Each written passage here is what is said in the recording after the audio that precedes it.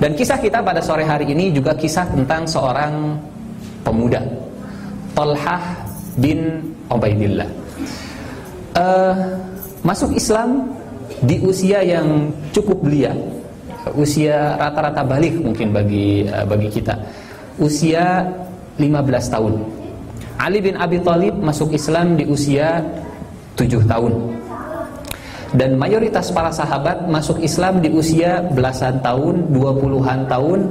Yang paling senior Abu Bakar, karena bedanya dengan Rasulullah hanya 2 tahun. Ketika Rasulullah mendapatkan wahyu, Abu Bakar orang yang pertama kali masuk Islam. Usia Abu Bakar saat itu 38 tahun di antara sahabat yang senior. Umar bin Khattab bedanya dengan Rasulullah sekitar 13 tahun, dan seterusnya. Jadi mayoritas para sahabat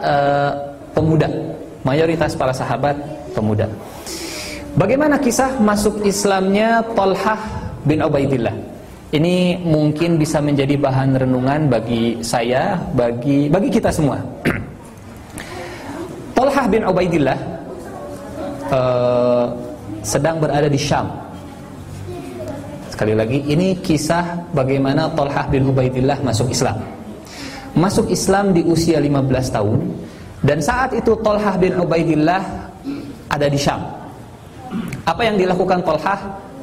Berdagang, bisnis.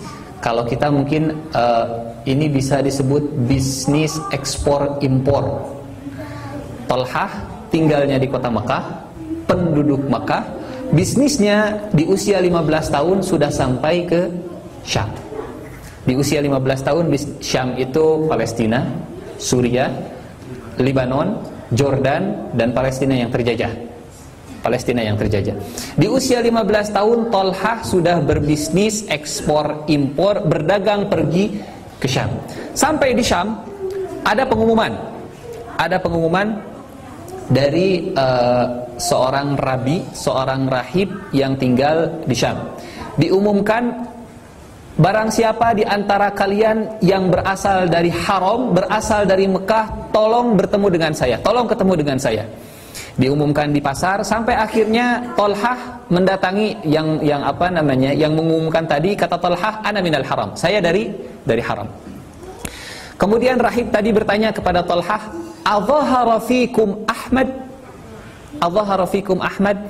Apakah di antara kamu ada yang namanya Ahmad? Apakah di antara kamu ada yang orang mengaku namanya Ahmad? Kemudian kata Thalhah, Ahmad man? Ahmad siapa yang kau maksud? Kata rahib tadi, Ibni Abdullah bin Abdul Muttalib, anaknya Abdullah bin Abdul Muttalib. Kata Thalhah, yang ada namanya Muhammad. Kemudian kata rahib ini kepada Thalhah bin Ubaidillah, seandainya engkau pulang ke Mekah, seandainya engkau pulang ke haram, ketahuilah bahwa ini zamannya, ini masanya Nabi akhir zaman akan muncul. Dan tidak ada kebaikan di dunia ini kecuali kalau engkau ikut bersama dengan Nabi akhir zaman tersebut. Hal yang ingin kita garis bawahi, bahwa rahib Yahudi, para pendeta Yahudi, bahkan sejak zaman Rasulullah SAW, sebelum Rasulullah SAW dibangkitkan, sudah mengetahui waktunya, namanya, ciri-cirinya, siapa yang akan menjadi Nabi akhir zaman. Dan Allah Subhanahu wa taala menjelaskan, atau Allah Subhanahu wa taala memberikan ciri-ciri Nabi akhir zaman semuanya di dalam Taurat, semuanya di dalam Injil. Sehingga di dalam Al-Qur'an Allah Subhanahu wa taala mengatakan, alladzina atainahumul kitab, orang-orang yang diberikan Alkitab oleh Allah Subhanahu wa taala. Kalau kita menemukan kata Alkitab di dalam Al-Qur'an, kalau misalkan ayat sebelumnya atau ayat setelahnya ada Nabi Isa, maka Alkitab yang dimaksud adalah Injil. Kalau ada Alkitab kemudian ada kisah Nabi Musa sebelumnya atau setelahnya, maka Alkitab yang dimaksud adalah Taurat. Dan di ayat ini Allah Subhanahu wa taala memaksudkan Taurat dan Injil. Alladzina atainahumul kitab, dan orang-orang yang kami berikan Alkitab. ya'rifunahu kama ya'rifuna abna'ahum. Perhatikan redaksi ayat yang Allah Subhanahu wa taala sampaikan dalam Al-Qur'an. Alladzina atainahumul kitab. Orang-orang yang kami berikan Alkitab, ya'rifunahu, mereka kenal, arif, mengetahui siapa nabi akhir zaman, kama ya'rifuna, sebagaimana mereka mengetahui ibnahum atau abna'ahum. Abna'ahum.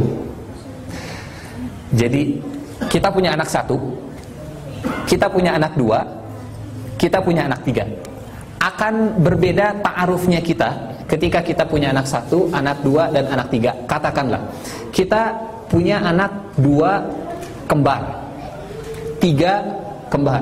Buat orang yang pertama kali kenal, bingung untuk membedakan mana si fulan, mana si fulan, mana si fulan, mana si A, mana si B, mana si C.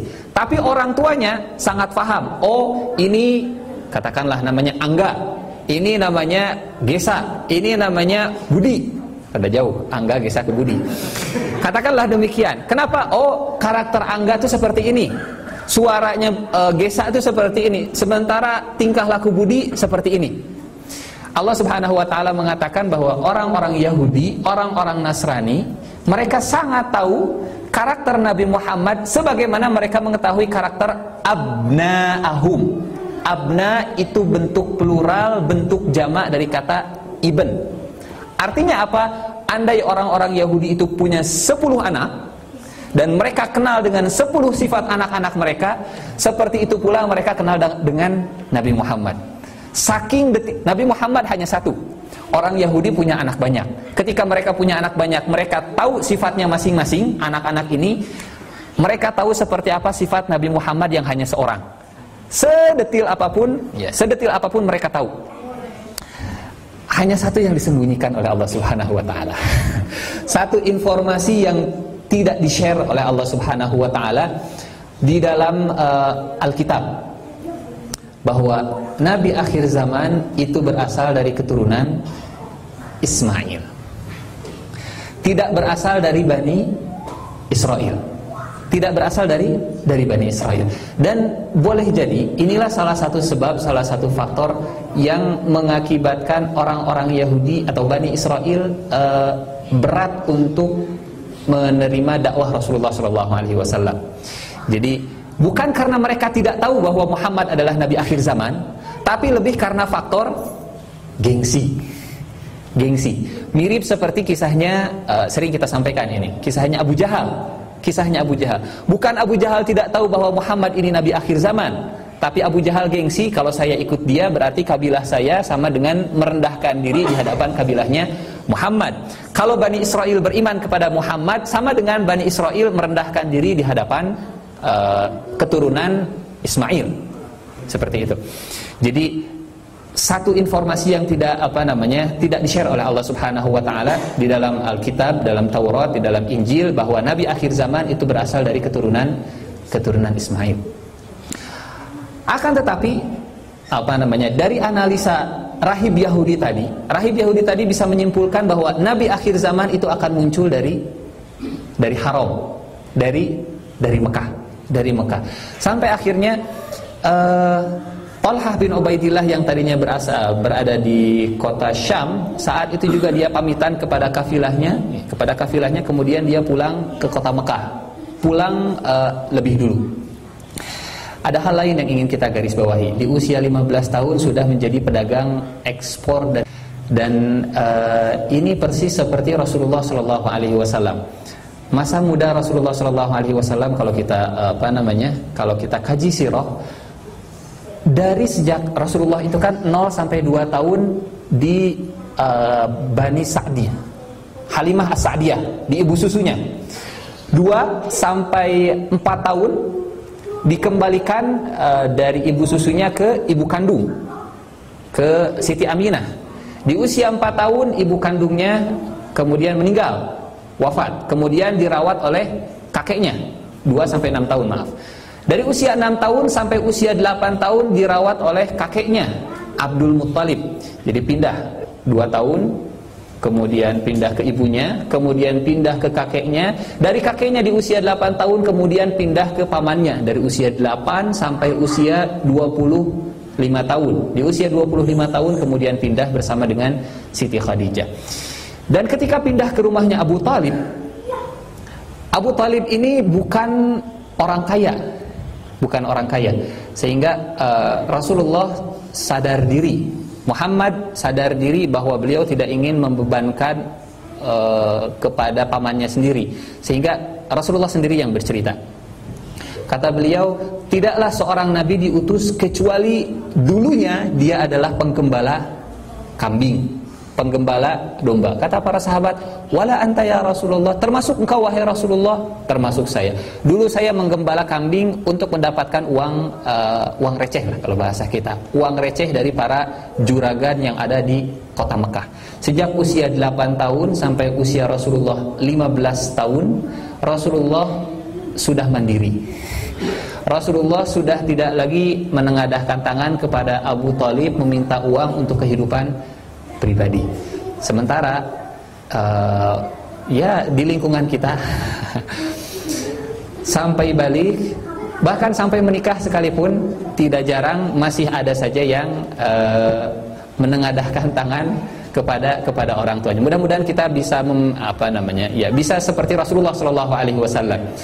Karena kewajiban orang tua untuk memberi nafkah kepada anak laki-laki sebenarnya sampai usia baligh anak laki-laki. Adapun setelah baligh itu sifatnya sedekah. Sifatnya sedekah bagi anak laki-laki. Tapi bagi anak perempuan kewajiban itu masih tetap ada sampai anak perempuan ini menikah. Tanggung jawabnya pindah kepada suami. Tapi bagi anak laki-laki sampai usia baligh, ketika anak laki-laki usia balik, dia bertanggung jawab atas dirinya sendiri, termasuk dosanya dan juga kehidupannya. Idealnya demikian. Berapa usia balik? Usia balik itu rata-rata kurang lebih sekitar 14 atau 15 tahun ya. 15 tahun. Dan inilah Rasulullah SAW di usianya yang 15 tahun. Sejak usia 8 tahun bahkan, sebelum balik sekalipun, beliau sudah terbiasa mencari uang mandiri sampai usia 15 tahun. Di usia 15 tahun beliau sudah kemudian ganti pekerjaan. Kalau di usia 8 sampai 15 tahun Rasulullah itu sebagai Muhammad itu sebagai karyawan bekerja kepada orang. Di usia 15 sampai usia 22 tahun beliau menjadi pedagang. 15 sampai 22 tahun bersama dengan Abu Talib pergi ke Syam. Jadi kalau Thalhah bin Ubaidillah sebagai pedagang, Rasulullah pun sama sebagai pedagang. Dan dari sinilah kemudian kita bisa menemukan kisah bagaimana Rasulullah bertemu dengan para pendeta ya, ketika beliau masih kecil, ketika melakukan perjalanan dagang ke Syam. Sampai para pendeta Yahudi itu memerintahkan supaya Muhammad kecil ini dikembalikan ke kota Mekah. Kenapa? Karena kalau orang Yahudi tahu di Syam bahwa ini Nabi akhir zaman, ciri-cirinya mereka tahu, khawatirnya anak ini akan dibunuh. Kapan? Ketika Rasulullah di usia 15 sampai 25 tahun ikut dalam perdagangan menuju ke Syam. Di usia 22 tahun, 15 sampai 22 kemudian Rasulullah diajak oleh pamannya Abu Talib. Kata Abu Talib kepada Rasulullah, pada Muhammad saat itu, bisnis kita omsetnya terbatas. Bagaimana kalau saya melamarkan pekerjaan untuk Anda, berbisnis, berkoalisi, bekerja sama dengan seorang saudagar kaya yang ada di kota Mekah, seorang wanita namanya Siti Khadijah. Di usia 22 tahun sampai usia 25 tahun mulailah Rasulullah kemudian bekerja bersama dengan Siti Khadijah. Jadi di usia 25 baru menikah. Ibaratnya atasan yang menjadi bawahan. Atasan yang menjadi bawahan. Rasulullah kepada Siti Khadijah saat itu sebagai bawahannya, tapi setelah menikah kemudian Rasulullah menjadi atau karyawan yang menikah dengan bos. Rasulullah SAW dengan Siti Khadijah, atau rekan bisnis yang kemudian menjadi rekan hidup. Ini Thalhah bin Ubaidillah. Kemudian Thalhah bin Ubaidillah kembali ke kota Mekah, datang ke ibunya. Kata Thalhah, adakah berita anazala hadathun ba'da dhihabi, apakah terjadi sebuah peristiwa besar setelah kepergian saya ke Syam? Kemudian kata ibunya, ya, ada peristiwa besar. Muhammad ngaku menjadi seorang nabi. Muhammad yazum annahu nabi. Kemudian kata Talha, siapa yang ikut dengan Muhammad? Siapa yang percaya kepada Muhammad? Kata ibunya, Ibnu Abi Quhafah, anaknya Abu Quhafah. Siapa anaknya Abu Quhafah? Abu Bakar.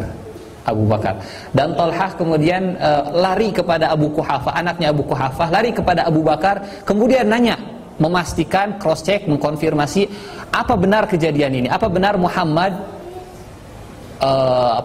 mengumumkan diri sebagai seorang nabi? Kata Abu Bakar, iya benar, Muhammad mengumumkan diri sebagai seorang nabi. Mulai saat itulah kemudian Talha bin Ubaidillah masuk Islam di tangan Abu Bakar. Di tangan Abu Bakar. Usianya berapa tahun? Usianya 15 tahun. Kembali Talha bin Ubaidillah ke rumahnya, kemudian ibunya tahu Talha bin Ubaidillah masuk Islam.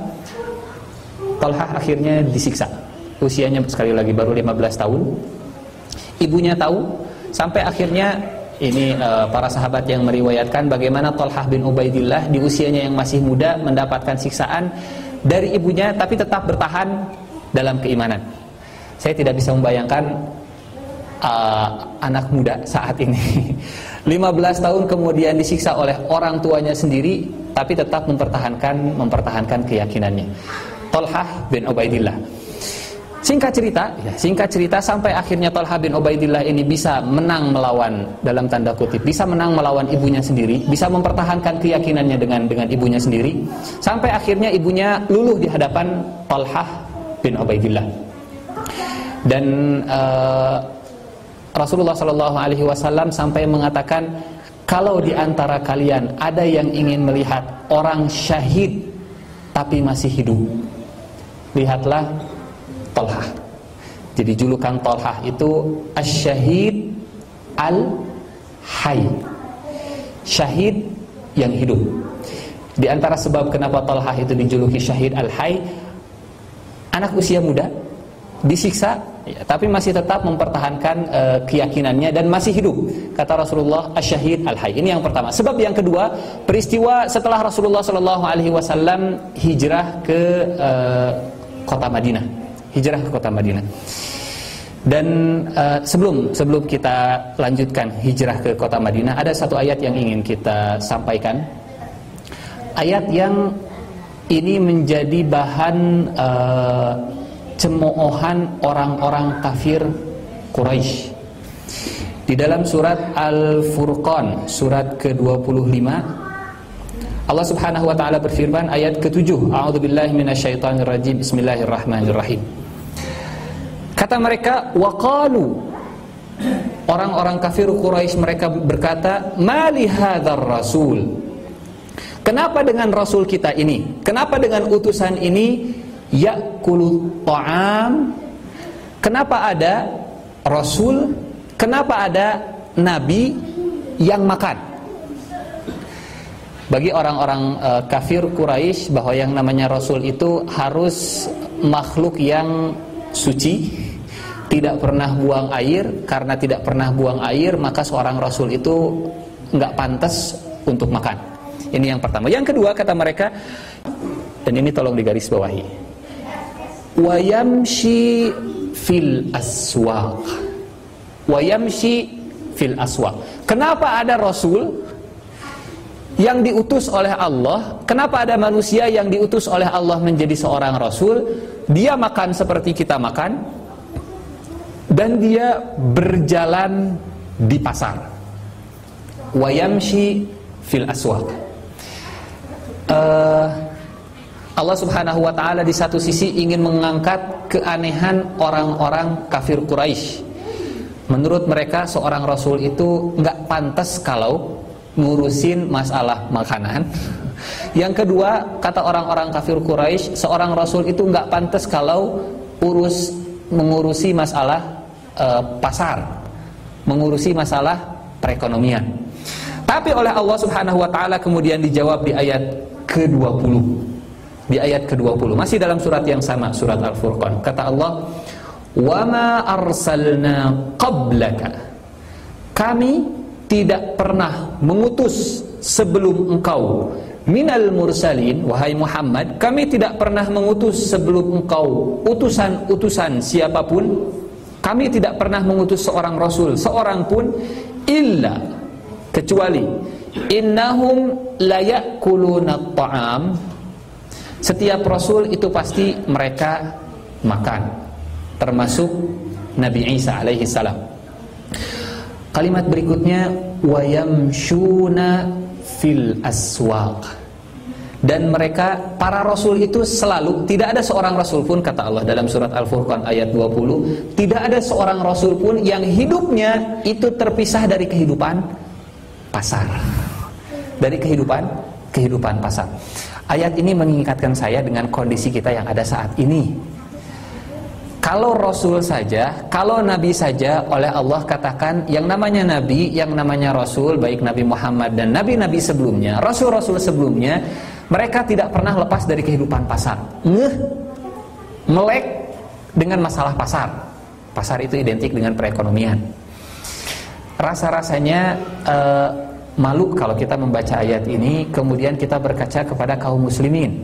Kenapa kalau Rasul, kenapa kalau Nabi Muhammad itu melek dengan pasar, sementara umatnya banyak yang kemudian menjauhi pasar, umatnya banyak yang menjauhi masalah perekonomian dan seterusnya. Akhirnya apa yang terjadi? Terjadilah apa yang terjadi. Terjadilah apa yang terjadi. Karena umat banyak yang mencoba menjauhkan diri karena dianggap ini dunia dan seterusnya. Kalaulah seluruh umat ini menjauhkan dirinya dengan dunia, lalu siapa yang akan mengendalikan dunia kalau bukan umat Islam?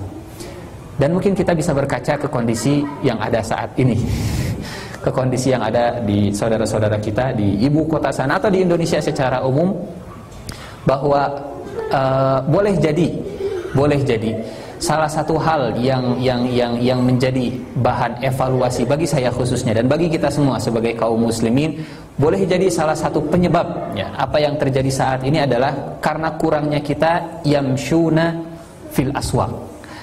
Ini bukan fardu ain, fardu kifayah. Tapi tolong digarisbawahi apa yang dimaksud dengan kifayah. Kifayah itu artinya cukup. Kifayah itu bukan ada satu yang mengerjakan semuanya gugur, bukan. Itu bukan fardu kifayah. Fardu kifayah itu fardu yang kalau ada yang jumlah orang yang mengerjakan dan cukup untuk dikerjakan, maka yang lain gugur. Selama belum cukup, maka masih harus, masih fardu. Contoh, apa hukumnya menghafalkan Al-Quran? Apa hukumnya menjadi penghafal Al-Quran?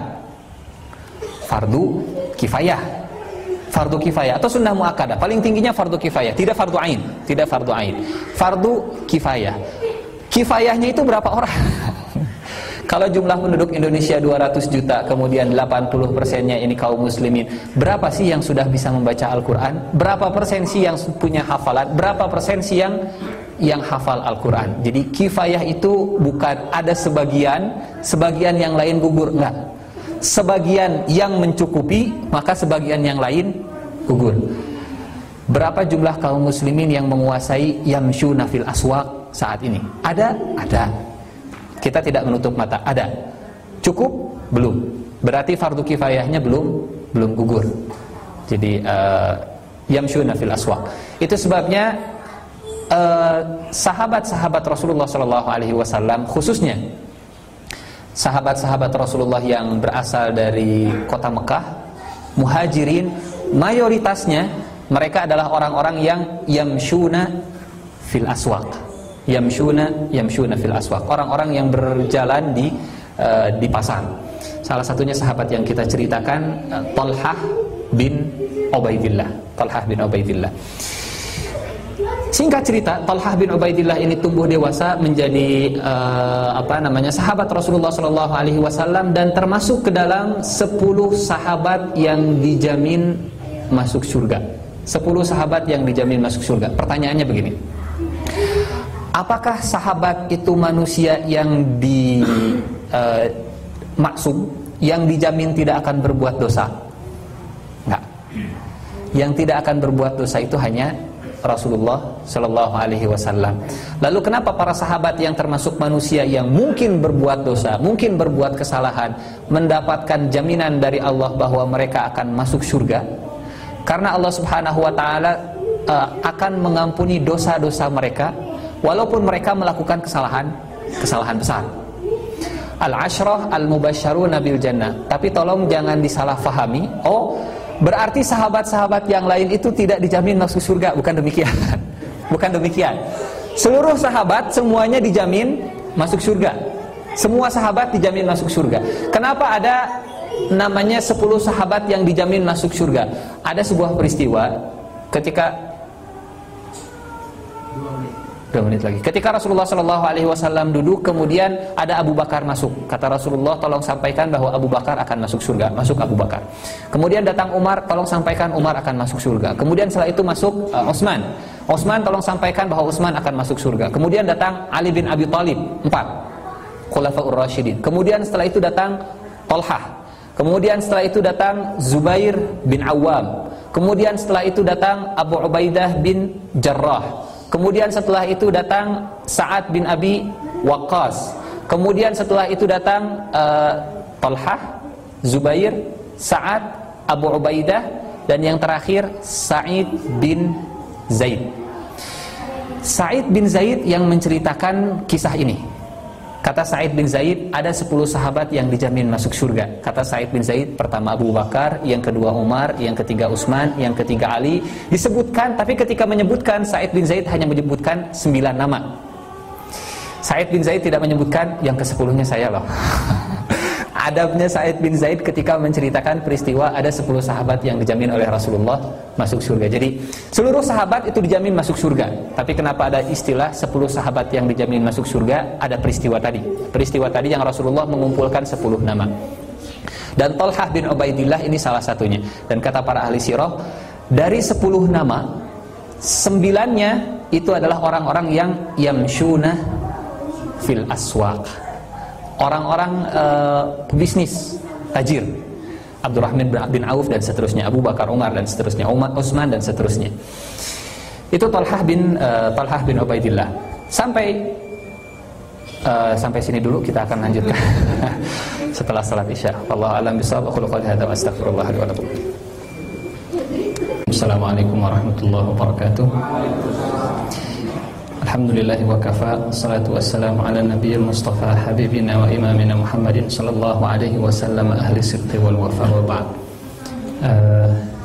Alhamdulillah, kita sudah menyelesaikan salat Isya. Mudah-mudahan Allah terima salat kita. Al-ashrah al-mubasysyarun bil jannah. 10 orang yang dijamin masuk surga. 10 orang yang dijamin masuk surga. Apa bedanya dengan umat Rasulullah yang dikabarkan akan mendapatkan surga? Kalau para sahabat mendapatkan kabar sebagai penghuni surga orang per orang, kamu masuk surga, kamu masuk surga, kamu masuk surga, ke orangnya langsung. Tapi kalau umatnya, selama Anda punya sifat seperti ini, Anda akan masuk surga. Anda punya sifat seperti ini, Anda masuk surga. Jadi hakikatnya semuanya itu mubasysyaruna bil jannah. Kita pun termasuk mubasysyaruna bil jannah kalau sifat-sifatnya terpenuhi. Apakah artinya yang diberi kabar gembira sebagai penghuni surga mereka tidak akan berbuat dosa? Mustahil. Mustahil. Apakah artinya jamaah haji, orang yang pergi haji dan hajinya mabrur? Kata Rasulullah, wal hajjul mabrur laisa lahu jazaa'un illal jannah. Orang yang pergi haji, hajinya mabrur, Allah akan berikan dia balasannya berupa surga. Apakah yang hajinya mabrur tidak akan berbuat dosa? Mustahil. Pasti akan berbuat dosa. Lalu apa artinya haji mabrur, masuk surga, tapi masih berbuat dosa? Analoginya, ibaratnya seperti kita punya tabungan dan kita punya pengeluaran. Ketika kita melaksanakan haji, Allah Subhanahu wa ta'ala memberikan kepada kita tabungan pahala yang besar. tabungan pahala yang unlimited. Kemudian setelah itu si fulan yang hajinya mabrur melakukan dosa, dan dosa ini mengurangi pahala haji mabrurnya. Tapi karena haji mabrur pahalanya unlimited, sehingga tidak atau bisa menutupi dosa-dosa yang dilakukan oleh yang mendapatkan haji mabrur. Bukan, sekali lagi, bukan berarti orang-orang yang dijamin masuk surga itu akan bebas dari dosa. Contoh, di bulan Ramadan, kata Allah Subhanahu wa ta'ala dalam sebuah hadis yang berbicara tentang saum, sebentar lagi, kurang lebih sekitar 40-an hari lagi. Bagi bapak dan ibu yang punya hutang, tolong dibayar sebelum datang bulan Ramadan. Kata Rasulullah SAW, seluruh amal anak Adam itu untuk dia. Illa saum fa innahu li wa ana ajzi bihi. Kecuali saum, yang akan membalasnya itu adalah aku langsung, kata Allah Subhanahu wa ta'ala. Dan saum tujuannya untuk menjadi orang bertakwa. Dan orang bertakwa itu, kata Allah dalam surat Ali Imran, uiddat lil muttaqin. Surga yang luasnya seluas langit dan surga, seluas langit dan bumi, disediakan untuk orang-orang bertakwa. Apakah orang bertakwa orang yang tidak pernah berbuat dosa? Bukan. Orang bertakwa bukan orang yang tidak pernah berbuat dosa. Orang yang bertakwa, silahkan dicek surat Ali Imran ayat 132, 133, 134, 135. Siapa orang yang bertakwa? Walladzina idza fa'alu fahishatan. Ternyata orang yang bertakwa pun ada kemungkinan untuk melakukan perbuatan fahisyah. Fahisyah. Apa itu perbuatan fahisyah? Perbuatan yang merugikan diri sendiri dan orang lain.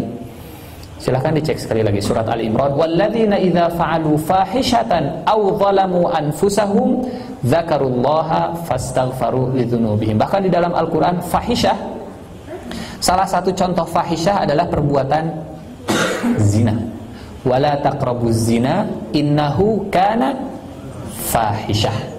Fahisyah. Artinya apa?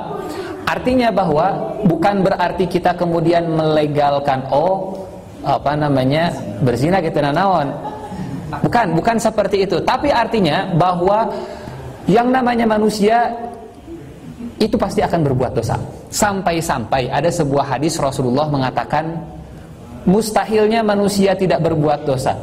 Kata Allah Subhanahu wa ta'ala, kalaulah kalian tidak berbuat dosa, maka Allah Subhanahu wa ta'ala akan mengganti kalian dengan kaum yang berbuat dosa, kemudian mereka beristighfar.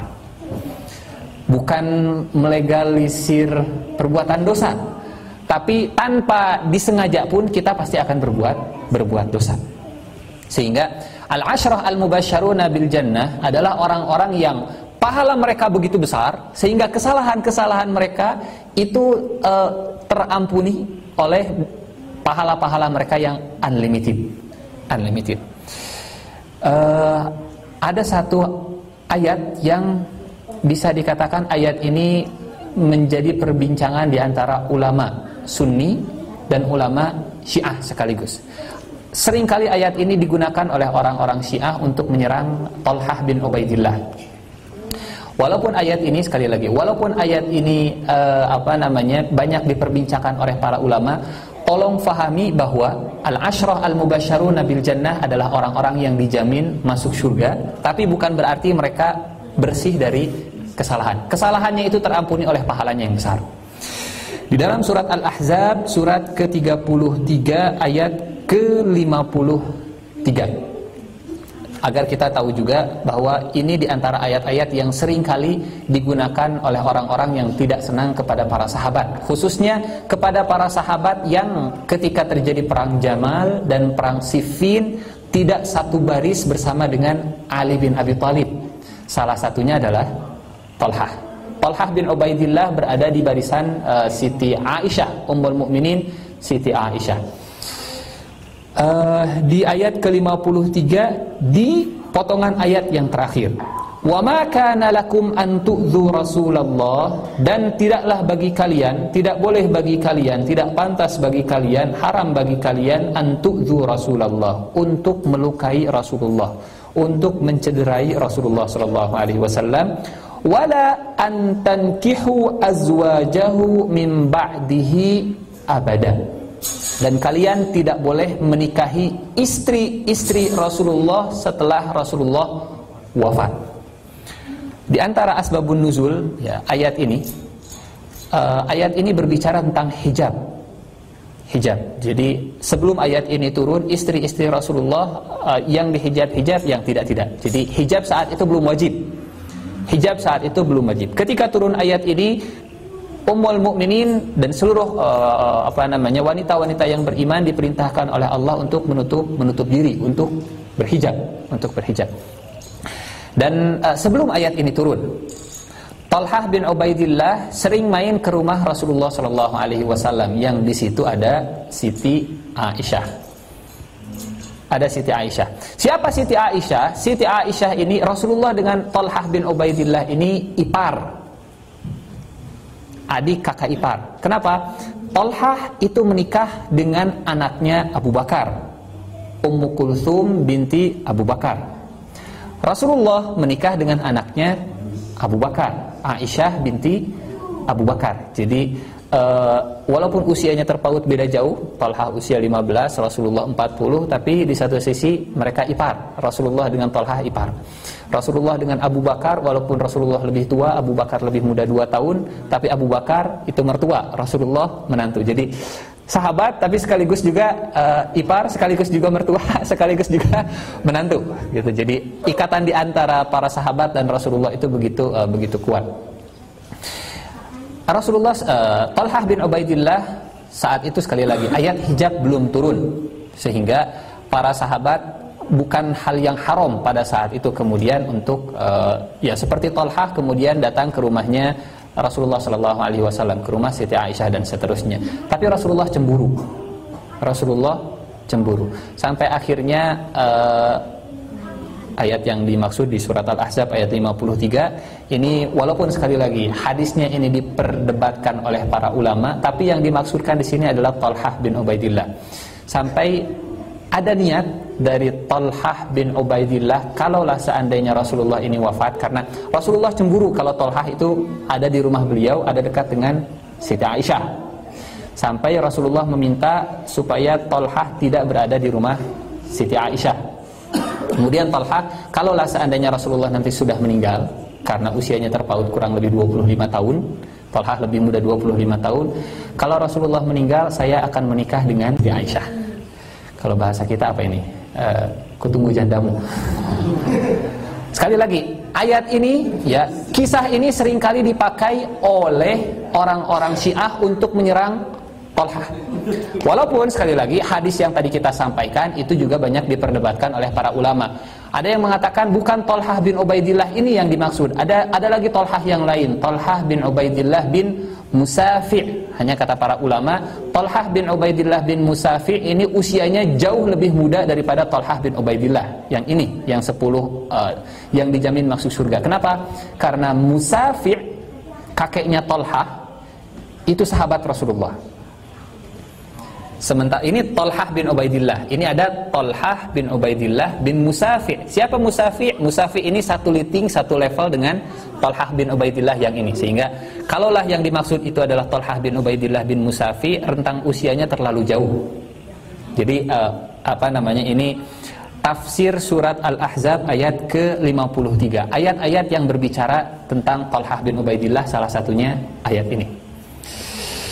Sekali lagi, Allah subhanahu wa ta'ala mengampuni Talhah bin Ubaidillah karena pada saat itu belum turun ayat hijab, karena pada saat itu belum turun ayat ini. Tapi setelah turun ayat ini, Talhah bin Ubaidillah bertobat, ya, tidak melanjutkan keinginannya, dan tidak ada satupun para sahabat yang menikahi istri Rasulullah setelah Rasulullah meninggal. Wala antankihu azwajahu min ba'dihi abada. Usia Siti Aisyah ketika ditinggalkan oleh Rasulullah 18 tahun. Masih muda. Karena ketika Rasulullah menikah dengan Siti Aisyah, usianya pun baru 9 tahun. Bersama dengan Rasulullah 9 tahun, sehingga ketika ditinggal oleh Rasulullah baru 18 tahun. Berapa tahun Siti Aisyah meninggal? Disebutkan di usia 53. Berarti berapa tahun beliau Siti Aisyah itu seorang diri? Kalaulah seandainya Siti Aisyah punya anak, mungkin akan terhibur kesendiriannya.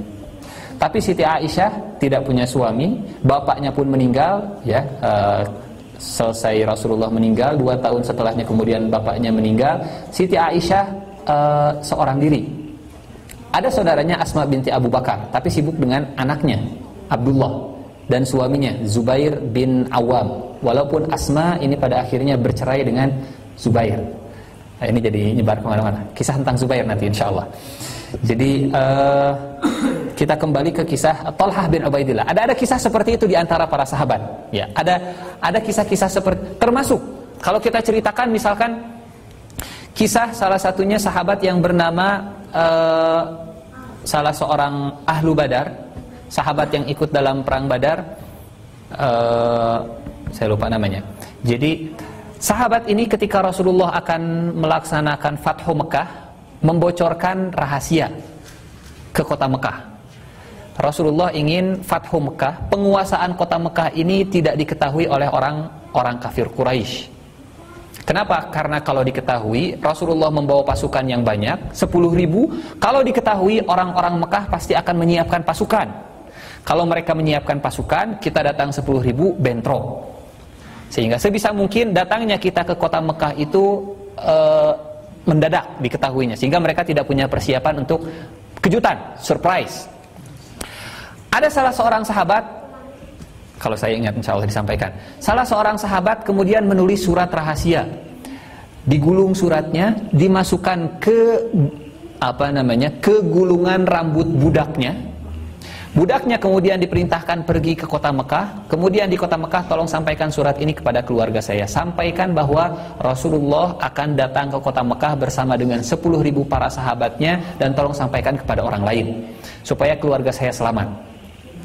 Malaikat Jibril kemudian turun, datang kepada Rasulullah. Ya Rasulullah, sahabat fulan, sahabatmu yang namanya si fulan, saya belum ingat sekarang, mengirim surat ke kota Mekah membocorkan rahasia Fathu Mekah. Segera susul. Diperintahkanlah Ali bin Abi Thalib kemudian dan beberapa sahabat yang lain untuk mengejar perempuan ini. Kemudian diambil, kata Ali bin Abi Thalib, kalau engkau tidak mau mengeluarkan surat yang diutus dari Madinah ke kota Mekah, saya akan telanjangi engkau. Itu Ali bin Abi Thalib, karramallahu wajhah. Ali bin Abi Thalib yang dijuluki wajahnya semoga Allah muliakan. Dalam riwayat disebutkan Ali bin Abi Thalib bahkan tidak pernah melihat kemaluannya sendiri. Tapi dalam cerita seperti ini Ali bin Abi Thalib, kalau kamu tidak mengeluarkan surat, saya akan telanjangi kamu. Serius berarti Ali bin Abi Thalib. Akhirnya dikeluarkan. Sampai akhirnya Rasulullah Ali bin Abi Thalib kembali ke kota Madinah membawa surat tersebut. Kemudian sahabat yang menulis surat tadi dipanggil oleh Rasulullah SAW. Saya masih lupa nama sahabatnya. Barangkali ada yang ingat. Fulan. Dipanggil oleh Rasulullah sahabat tersebut, kemudian kata Rasulullah, "Ma hadza ya fulan?" Apa-apaan ini wahai fulan? Kata fulan, "Ya Rasulullah, saya mengaku saya bersalah dan saya hanya ingin menginformasikan kepada keluarga supaya keluarga saya mereka selamat, jangan sampai terjadi pertumpahan darah dan keluarga saya menjadi korban." Apa kata Umar bin Khattab? "Ya Rasulullah, da'ni aqta' raqabatah." Umar bin Khattab minta kepada Rasulullah supaya, ya Rasulullah, izinkanlah saya memotong leher orang ini. Siapa yang dipotong? Leher sahabat. Kata Rasulullah, "La ya Umar, jangan wahai Umar." Sahabat ini, insyaallah kalau ingat sampaikan, sahabat ini termasuk orang yang ikut dalam perang Badar. Dan boleh jadi Allah Subhanahu wa ta'ala melihat isi hati orang-orang sahabat yang ikut dalam perang Badar. Kemudian Allah mengatakan, "If'alu ma syi'tum." Kerjakan yang kalian suka karena dosa-dosa kalian sudah diampuni. Artinya apa? Para sahabat yang ikut dalam perang Badar oleh Allah diberikan pahala yang unlimited, sehingga dosa besar seperti pengkhianatan sekalipun kepada Rasulullah itu terampuni dengan pahala perang Badar. Jadi manfaatkan di bulan Ramadan. Bulan Ramadan ini bulan untuk menabung pahala yang unlimited. Kenapa? Karena selesai bulan Ramadan kita pasti akan berdosa lagi. Kalau saldo pahalanya sedikit, bangkrut. Tapi kalau saldo pahalanya banyak, mudah-mudahan bisa menutup kesalahan-kesalahan dan dosa-dosa kita. Ini yang pertama. Yang kedua, di dalam Al-Quran Allah Subhanahu Wa Taala juga mengangkat kisah atau ayat yang terkait dengan Talhah bin Ubaidillah. Masih di dalam surat Al-Ahzab di ayat ke-22. Di surat yang sama akan tetapi nadanya lain. Di ayat ke-23 surat Al-Ahzab Allah Subhanahu wa taala berfirman, "Minal mu'minina rijalun shadaqu ma 'ahadullaha 'alaihi, faminhum man qada nahbah wa minhum may yantazir wa ma baddalu tabdila." Dan di antara orang-orang beriman itu ada laki-laki yang memenuhi janji. Ada yang sudah memenuhi janji, ada yang masih menunggu. Janji apa? Janji untuk membela Islam sampai mereka syahid di jalan Allah Subhanahu wa taala. Ada orang Arab Badui, ketika ayat ini dibacakan oleh Rasulullah, kata orang Arab Badui ini, "Ya Rasulullah, siapa di antara para sahabat yang termasuk mimman qada nahbah, yang sudah memenuhi janji?" Kata Rasulullah, saat itu datang Talhah bin Ubaidillah. Kata Rasulullah, kalau kalian ingin melihat orang yang sudah memenuhi janji syahid kepada Allah Subhanahu wa taala, lihatlah orang ini, Talhah bin Ubaidillah. Dari sinilah kemudian muncul julukan Asy-Syahid Al-Hayy, syahid yang hidup. Jadi Talhah bin Ubaidillah sudah mendapatkan cap dari Allah Subhanahu wa taala dan dari Rasulnya bahwa Talhah bin Ubaidillah termasuk orang yang menyempurnakan janji. Orangnya masih hidup, tapi oleh Rasulullah kemudian dicap dia adalah orang yang sudah menyempurnakan janji. Kenapa Rasulullah mengatakan demikian? Karena peristiwa di perang Uhud. Ini surat Al-Ahzab turun di tahun ke-5. Perang Ahzab itu tahun ke-5. Perang Uhud itu terjadi di tahun ke-3. Para sahabat ketika bercerita tentang perang Uhud, selalu mereka mengatakan man of the match-nya itu Talhah. Jadi sang bintang dalam perang Uhud itu Talhah bin Ubaidillah. Abu Bakar kalau bercerita tentang perang Uhud, man of the match-nya Talhah. Umar kalau bercerita tentang perang Uhud, Talhah bin Ubaidillah yang menjadi sang bintang. Kenapa? Bagaimana kisah perang Uhud? Ya. Ketika Rasulullah memerintahkan 50 pemanah di atas bukit rumah, kata Rasulullah, apapun yang terjadi, kita menang, kalian jangan turun, kita mati, kalian jangan turun, kita dapat ghanimah, kalian jangan turun. Rasulullah akhirnya menang pada awal peperangan, kemudian dapat ghanimah, 40 orang turun. Khalid bin Walid sangat cerdas bahwa pertahanan kaum muslimin itu ada di para pemanah. Kalau pemanahnya kurang, hanya 10 orang, punggung kaum muslimin itu lemah. Akhirnya Khalid bin Walid memutari bukit Jabal Rumah, gunung tempat di mana para pemanah berada. Jadi kalau digambarkan, ini gunung Uhud, ini Rasulullah menempatkan 50 orang pemanah, ini gunung Uhud, ini gunung pemanah Jabal Rumah, gunung pemanah, 50 orang di sini. Kemudian ini dari arah utara, ini dari arah Madinah. Rasulullah dengan para sahabatnya membariskan 650 orang di antara gunung Uhud dengan Jabal Rumah di wilayah yang paling sempit. Kata Rasulullah, ini 50 orang tidak boleh kemana-mana. Kenapa? Karena kalau ini kurang, mereka akan mutar ke belakang. Punggung kita itu tidak akan selamat. Awal peperangan Rasulullah menang, tapi karena 40 orang ini ikut serta turun mengambil ghanimah, Khalid bin Walid yang ada di depan, 200 pasukan berkuda, menyadari bahwa pasukan pemanah mulai turun. Akhirnya Khalid bin Walid dengan 200 pasukan berkuda mutar dari belakang, naik ke atas gunung, kemudian sebagiannya nyerang dari belakang. Mulai saat itulah kaum muslimin kalah. Di depan orang-orang musyrik yang tadinya mundur, maju lagi. Di sini diserang oleh Khalid bin Walid dengan pasukan berkuda. Meninggallah para sahabat, 70 para sahabat. Kemana Rasulullah lari dan para sahabatnya kocar-kacir semuanya. Hanya tersisa 20 orang dalam sebuah riwayat. Paling banyak jumlahnya itu 20 orang. Dan di antara 20 orang ini ada Talhah bin Ubaidillah. Rasulullah dengan para sahabatnya kemudian berusaha menyelamatkan diri, naik ke gunung Uhud. Kenapa naik ke gunung Uhud? Karena mencari posisi yang bisa lebih aman. Ini taktik perang Rasulullah SAW luar biasa. Jadi kalau musuh jumlahnya lebih banyak, ini bagi kita juga. Kita menghadapi perampok misalkan. Perampok jumlahnya ada 8. Cari gang, kita hanya sendiri. Cari gang yang hanya cukup satu orang untuk masuk. Sehingga setiap perampok masuk itu nggak bisa masuk semuanya, tapi masuk face to face hanya satu orang. Kaum muslimin awalnya 1.000 orang. 300 balik lagi ke kota Mekah, orang-orang munafik, sehingga sisanya tinggal 700 orang. 700 orang harus berhadapan dengan 3.000. Kalau di tempat yang terbuka, 700 ini akan dikepung. Apa yang dilakukan oleh Rasulullah? Cari gang, cari tempat lorong yang paling kecil. 700 orang muat untuk dibariskan, 50-nya di atas bukit, sehingga yang 3.000 orang tadi masuknya itu harus terpaksa 650 orang. Strategi Rasulullah SAW. Ketika kita jumlahnya lebih sedikit, sebisa mungkin lawan itu harus berhadapan dengan kita dengan jumlah yang sama yang kita miliki. Cari tempat yang sempit. Kanannya ada penghalang, kirinya ada penghalang, supaya tidak dikepung. Kalau memutar ke belakang, ada pasukan pemanah. Luar biasa strategi Rasulullah SAW. Dalam kondisi terdesak sekalipun, Rasulullah masih bisa berpikir naik ke atas gunung Uhud. Kenapa? Karena yang namanya kuda untuk naik gunung itu susah.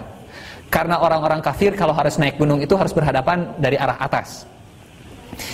Strategi perang kalau kabur itu cari tempat yang lebih tinggi. Dan yang unik di dalam Al-Quran, Nabi Musa ketika lari dari Fir'aun, tidak ada satupun yang namanya strategi perang kalau kabur itu ke laut, kabur itu ke hutan, kabur itu ke kota, ya, ke tempat yang ramai, kabur itu ke gunung, ke tempat yang lebih tinggi. Tidak ada yang namanya strategi perang itu kabur ke laut. Tapi itu yang diperintahkan oleh Allah Subhanahu wa taala. Kenapa? Ada sebuah peristiwa besar yang sedang Allah Subhanahu wa taala siapkan. Naiklah Rasulullah ke atas gunung, ya. Ketika Rasulullah berusaha naik ke atas gunung, orang-orang kafir Quraisy akan menyerang Rasulullah sallallahu alaihi wasallam. Beliau hanya dilindungi oleh 20 orang. Kata Rasulullah, "Siapa yang bisa melindungiku, baginya surga." Kata Talhah, "Saya ya Rasulullah, saya akan melindungi engkau." Kata Rasulullah, "Makanak. Duduk di tempatmu. Engkau tetap bersama saya." Kemudian ada orang Ansor dari 20 orang yang bersama dengan Rasulullah. "Saya ya Rasulullah." "Na'am anta." Orang ini meninggal. Kemudian Rasulullah mengatakan karena orang ini meninggal, "Siapa yang bisa melindungi saya, maka baginya surga." Kata Talhah bin Ubaidillah, "Saya ya Rasulullah." Kata Rasulullah, "La, makanak. Tidak. Tetap di posisimu, tetap di tempatmu." Kata orang Ansor yang masih ada di sekitar Rasulullah, "Ana ya Rasulullah." "Na'am anta." Sampai 1, 2, 3, 4. Selalu setiap satu orang meninggal, Talhah mengajukan dirinya, "Ana ya Rasulullah." "La, makanak." Orang yang kedua meninggal, "Ana ya Rasulullah." "La, makanak." Orang yang ketiga meninggal, "La, makanak." Orang yang keempat meninggal, "Ana ya Rasulullah." "La, makanak." Sampai orang yang ke-9 meninggal, tersisa tinggal sedikit lagi. Kata Talhah, "Ana ya Rasulullah." Kata Rasulullah, "Nah." Sejak saat itulah Rasulullah SAW menjuluki Talhah bin Ubaidillah Asy-Syahid Al-Hayy. Kenapa? Karena Rasulullah melihat kesungguhan Talhah untuk melindungi Rasulullah SAW. Setiap, kalau saya mungkin, kita mungkin lah, saya mungkin melihat ada orang yang meninggal, pimaoten iya mah pasti. Tapi Talhah bin Ubaidillah dalam posisi seperti ini, ketika ada satu orang yang meninggal, "Saya ya Rasulullah." Kata Rasulullah, "Jangan. Ada 2 orang yang meninggal, 1 orang meninggal. 2 orang meninggal, kalau saya juga pasti akan meninggal. Tapi 2 orang, 3 orang, 4 orang, Talhah selalu menawarkan diri. Ana ya Rasulullah, ana ya Rasulullah." Inilah yang dimaksud oleh Allah, "Minal mu'minina rijalun shadaqu ma'ahadullah." Di antara orang-orang yang beriman itu ada orang-orang yang jujur kepada Allah dengan janji mereka, janji untuk mendapatkan syahid. Dan Talhah bin Ubaidillah mendapatkan gelar ini, Asy-Syahid. Orangnya masih hidup, tapi oleh Rasulullah disebut dia adalah orang yang jujur dalam janjinya. Dia termasuk orang yang sudah memenuhi janji. Jadi luar biasa. Sampai ketika Talhah menghalau orang-orang kafir Quraisy supaya tidak sampai kepada Rasulullah, kata Talhah, "Ya Rasulullah, nahri duna nahrika ya Rasulullah."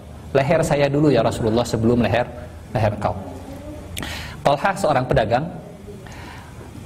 Biasanya, Allahu a'lam bishawab, ini yang saya ketahui, umumnya kalau orang sudah berharta, urusan masalah security itu diserahkan kepada orang lain.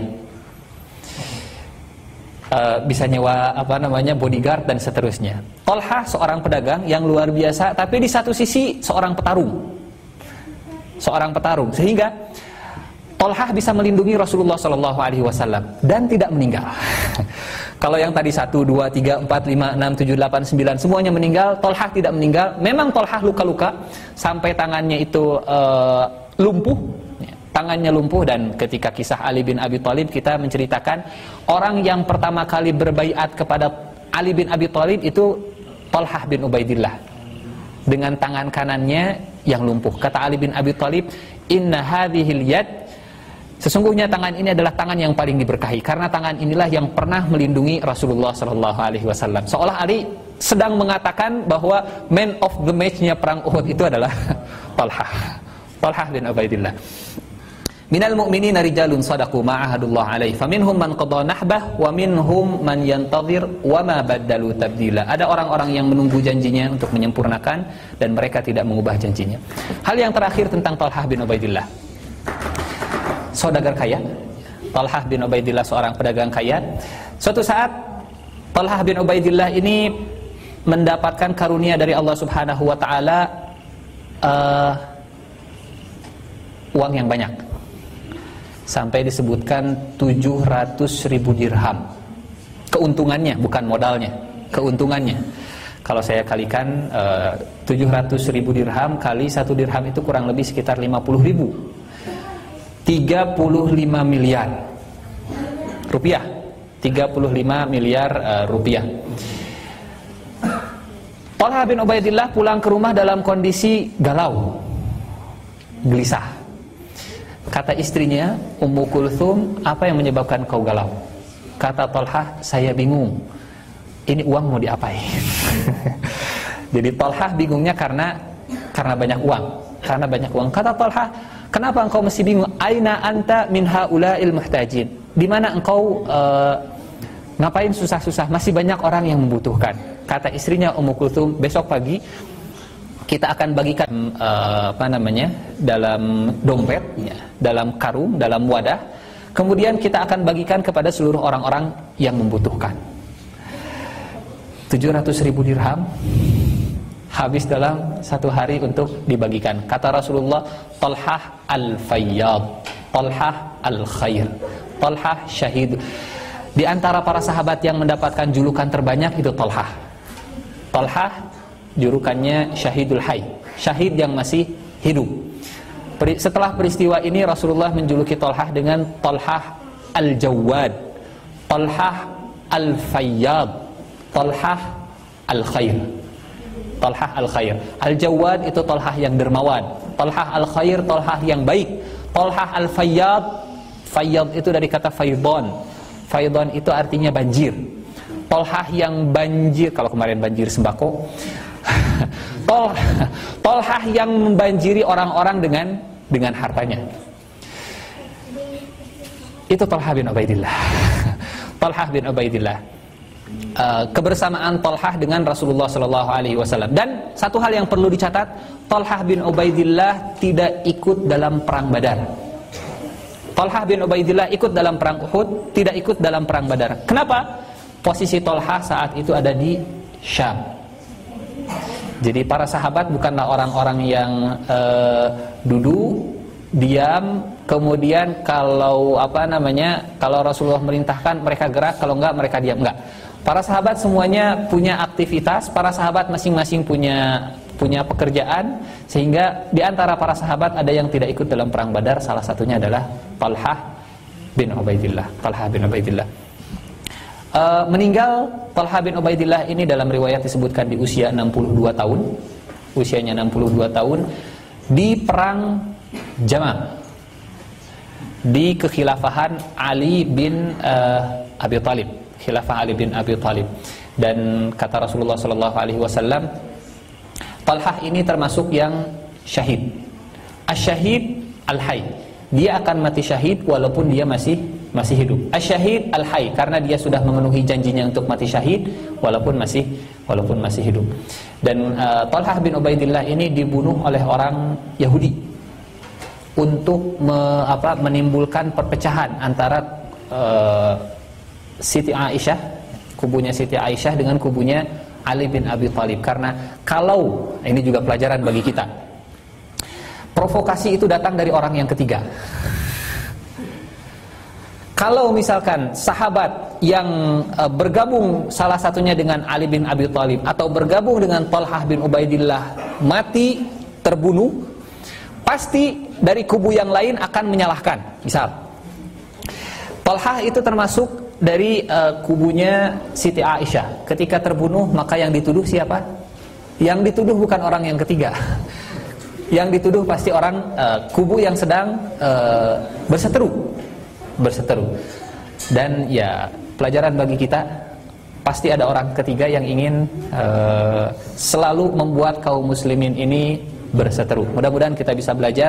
Dan Talha bin Ubaidillah dibunuh oleh orang-orang Yahudi ketika Ali bin Abi Thalib, ya, walaupun Ali bin Abi Thalib ini berada dalam posisi yang berseberangan dengan Talha bin Ubaidillah, tapi Ali bin Abi Thalib berurai air mata ketika Talha meninggal. Kata Ali bin Abi Thalib, diumumkan, Bashir biqatil Talha, Bashir bin nar, Bashir qatil Talha bin nar.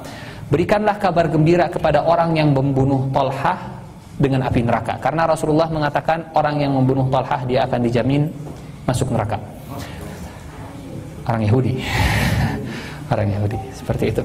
Talha meninggal di usia 62 tahun dan itu kisah Talha bin Ubaidillah. Mudah-mudahan ada manfaat bagi saya khususnya dan bagi kita semua. Poin-poin yang tadi kita sampaikan mudah-mudahan bisa manfaat khususnya bagi saya, umumnya bagi kita semua. Yamshuna fil aswaq khususnya. Aku qouli hadza wa astaghfirullah li wa lakum. Assalamualaikum warahmatullahi wabarakatuh.